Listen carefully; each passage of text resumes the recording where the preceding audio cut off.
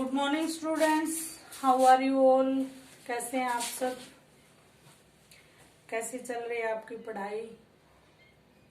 तो नवरात्रा पूजन, नवरात्रा के व्रत 3 दिनों चल रहे हैं, तो ये सबसे बेस्ट टाइम है आपकी स्टडी को आपको और इन्हांस करने का, क्योंकि आप फास्ट रखिए और पूरा इससे कंसंट्रेशन अपनी स्टडी पे कीजिए। और अभी की खेती बाड़ी का भी समय चल रहा है, तो कुछ बच्चे उसमें भी इन्वॉल्व हो रहे होंगे, लेकिन उसके साथ साथ आप अपनी पढ़ाई कंटिन्यूअस रखिए। पढ़ाई कंटिन्यूटी रखना इसलिए जरूरी है क्योंकि आपको पता है कि इन दिनों कोरोना होने के बावजूद भी पूरा जो वैकेंसीज का सीजन है वो है, रीट आने वाली है, जैसा कि हमें काफी समय से पता है। उसके साथ साथ हाई कोर्ट की भी, जोधपुर हाई कोर्ट की भी वेरियस टाइप ऑफ पोस्ट हमारे सामने आ चुकी हैं और लगभग आप सब बच्चे उसमें एंटर करने के एलिजिबल हैं। तो उस मुद्दे से भी हमारा जो इंग्लिश के टॉपिक है वो क्लियर हो रहे हैं और सब्जेक्ट के अकॉर्डिंग तो ऑब्वियस है क्लियर हो ही रहा है। तो जैसा कि हम दोबारा एक महत्वपूर्ण विषय पे बात कर रहे थे, वो था वॉइस। तो वॉइस के टॉपिक पे जाने से पहले, आज की क्लास शुरू करने से पहले हम फिर एक बार सरस्वती माता जी से प्रार्थना करते हैं कि मेरा पढ़ाना और आपकी पढ़ाई दोनों ही कार्य सफल हो। इसके बाद हम आते हैं हमारे टॉपिक पे। तो जैसा कि पीछे हमने एक्टिव और पैसिव वॉइस के बारे में बात की, एक्चुअली एक्टिव और पैसिव वॉइस एक तरह से एक बात को कहने का तरीका है, वाच्य है। बात को हम किस तरह से कह सकते हैं और वो टेंस से क्यों जुड़ा हुआ है उसको आप समझिए, क्योंकि टेंस भी अपने आप में क्या बताता है, ऐसी समय की दशाओं के बारे में बताता है जिनके आधार पे आप अपने वाक्य को बनाते हैं। और यह पैसिव वॉइस और एक्टिव वॉइस कहता है कि आपके वाक्य में मुख्यतया जो यह बात कहता है वो ये कहता है कि आपके वाक्य में प्रधानता किसकी रहेगी, कर्म की प्रधानता रहेगी या कर्ता की प्रधानता रहेगी। हिंदी में वाच्य 3 प्रकार के होते हैं, लेकिन इंग्लिश में यहाँ type of voices only 2 types of voice हैं, और जिसमें से एक्टिव और पैसिव, यानी एक बात करता है कि कर्ता प्रधान होगा, सब्जेक्ट इम्पोर्टेंट होगा, उसकी मेन भूमिका होगी, और दूसरा कहता है कि उसमें ऑब्जेक्ट यानी वर्ब, ऑब्जेक्ट यानी कर्म प्रधान होगा। ठीक है, तो ऑब्जेक्ट बेस पे होगा। उसके आधार पे हमने शुरू में चर्चा की थी कि केवल 8 ही प्रकार के टेंस में वॉइस बन सकते हैं। वॉइस एक्टिव तो पूरे के पूरे टेंस यानी 12 के बारे में बन सकते हैं, लेकिन पैसिव, एक्टिव का पैसिव सिर्फ 8 ही प्रकार के टेंस में से बन सकता है, जिसमें से 2 प्रकार हम पूर्ववत की कक्षा में कर चुके हैं। आज हम तीसरे प्रकार पे चर्चा करेंगे, वो प्रकार है प्रेजेंट परफेक्ट टेंस। यानी प्रेजेंट परफेक्ट टेंस की पहचान क्या होगी कि ऐसे वाक्य जिनके अंत में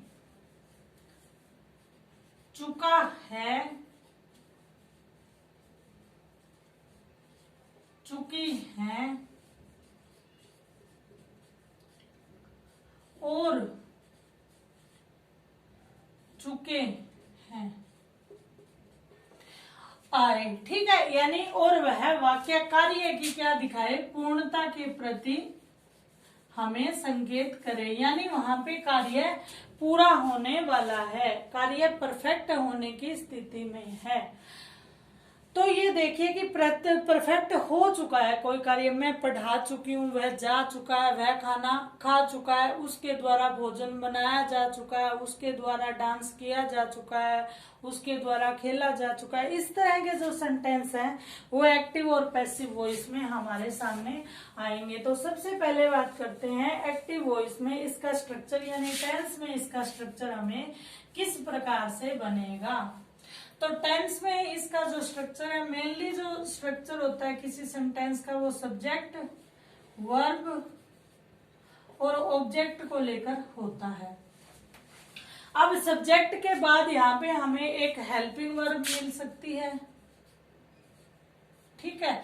और ऑब्जेक्ट के प्लस या ऑब्जेक्ट से पहले प्रीपोजिशन, ऑब्जेक्ट से पहले हमें मिल सकती है, और प्लस वर्ब के साथ रिमेनिंग पार्ट ऑफ सेंटेंस हो सकता है। ऑब्जेक्ट से जुड़ा हुआ कोई सेंटेंस हो सकता है, उसके बारे में एक्सप्लेन करता हुआ, ठीक है।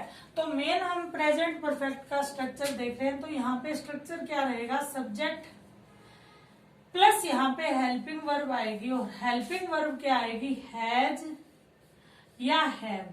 अब भाई ये दो हेल्पिंग वर्ब एक साथ तो आ नहीं सकते, ये क्या है, अलग अलग आएंगे। किस कंडीशन में हैज आएगा, किस कंडीशन में हैव आएगा, पहले की क्लासेस में बहुत अच्छी तरह करवा दिया गया। लेकिन फिर भी कोई ऐसा बच्चा जो फर्स्ट टाइम इसको देख रहा है, तो उसको मैं साथ के साथ क्लियर कर देती हूँ कि हैज होगा वो सिंगुलर सब्जेक्ट के साथ आएगा, इसका संबंध इससे होगा सिंगुलर।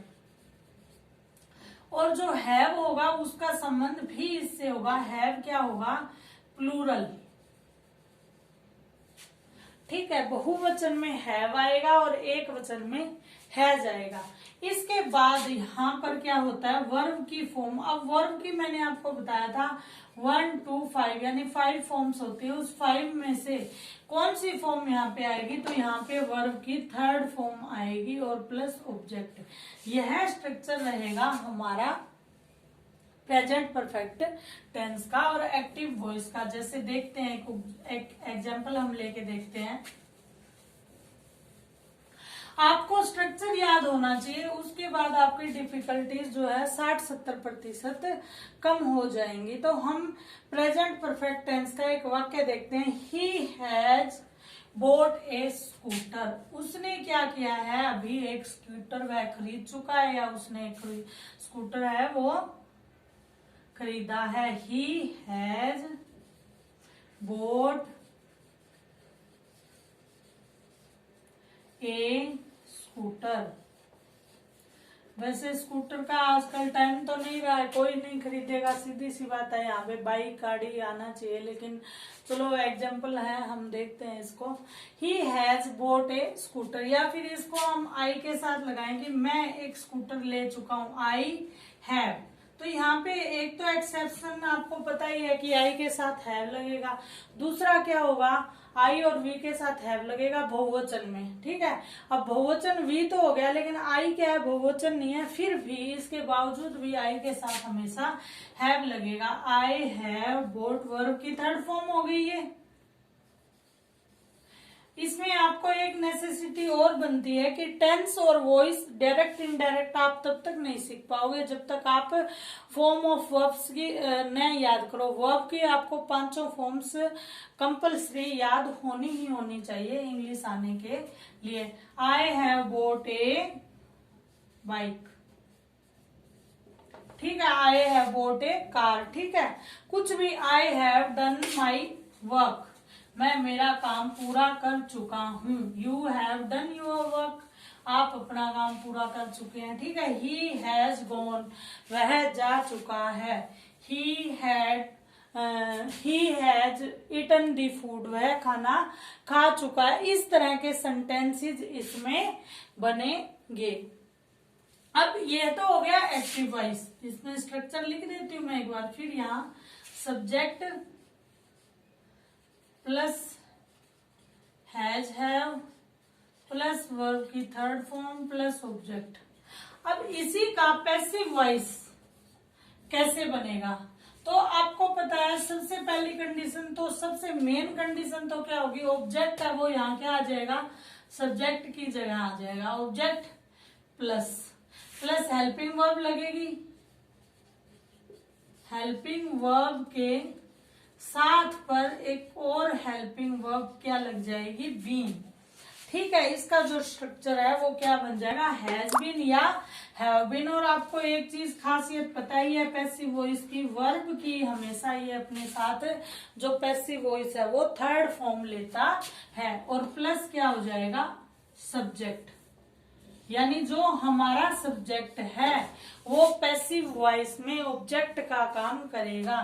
इससे पहले यहाँ एक चीज आती है, लेकिन आजकल जो कॉम्पिटिटिव एग्जाम का जो सिनेरियो है या जो माहौल है वो क्या है, बाय एजेंट को कई बार रिप्रेजेंट नहीं करता। आपको बिना बाय के यूज के भी पैसिव वॉइस देखने को मिल जाएंगे। ठीक है, तो ये हमारे सामने क्या हो गया, एक्टिव वॉइस पैसिव वॉइस का स्ट्रक्चर हो गया। मैं आपको बड़ा ही साधारण और सिंपल, मतलब साधारण लेवल पे ये चीज करवा रही हूँ ताकि हम पहले क्लास के उन बच्चों को पिक करें जिनका बेस वीक है। जब बेस सबका एक जैसा हो जाए फिर उसके बाद हम स्पेशलिटी पे आएंगे। तो मैं उम्मीद करती हूँ कि आपको यह कंसेप्ट अच्छी तरह क्लियर हो रहे होंगे। अब आप ये देखिए कि आपको सिर्फ स्ट्रक्चर याद है, ठीक है, आपको हिंदी नहीं आती, आपको कुछ नहीं आता, आपको स्ट्रक्चर याद है। तो देखिए हम कैसे किसी ऑब्जेक्टिव टाइप क्वेश्चन को सोल्व कर सकते हैं। जैसे मैं एक ये वाक्य लिखती हूं, he has done his work.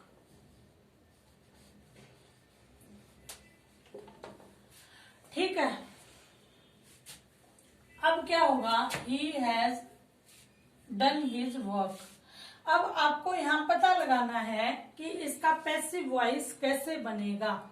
तो आपको 3 ऑप्शन दिए जाए, मान लो आपको नहीं आती इंग्लिश, आपको सिर्फ स्ट्रक्चर पता है, ठीक है, तो आपको एक ऑप्शन दिया जाए कि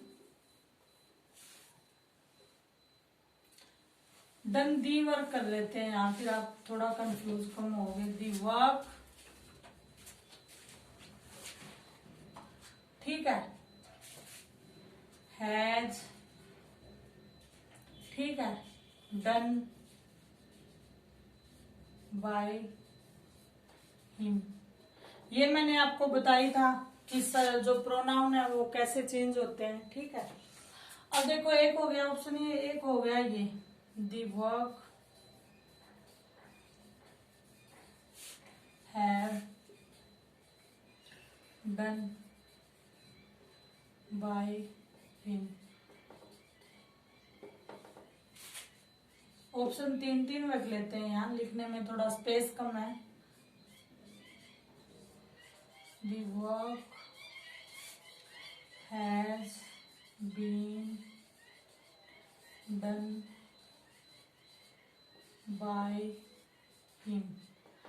अब आपको कुछ नहीं पता कि इन्होंने क्या लिख रखा है, कुछ समझ में नहीं आया, लेकिन आप इन तीनों में से बड़ी अच्छी तरह एक चीज सिलेक्ट कर सकते हो कि जी स्ट्रक्चर ये कहता है कि यदि हम परफेक्ट भी इतना तो देखो, कुछ तो आपको बेसिक करना पड़ेगा, यानी ये हैज हैव प्लस वर्ब की थर्ड फॉर्म, ये स्ट्रक्चर अगर हमें दिखता है तो उसका पैसिव वॉइस सीधा सीधा इस स्ट्रक्चर में चेंज होगा।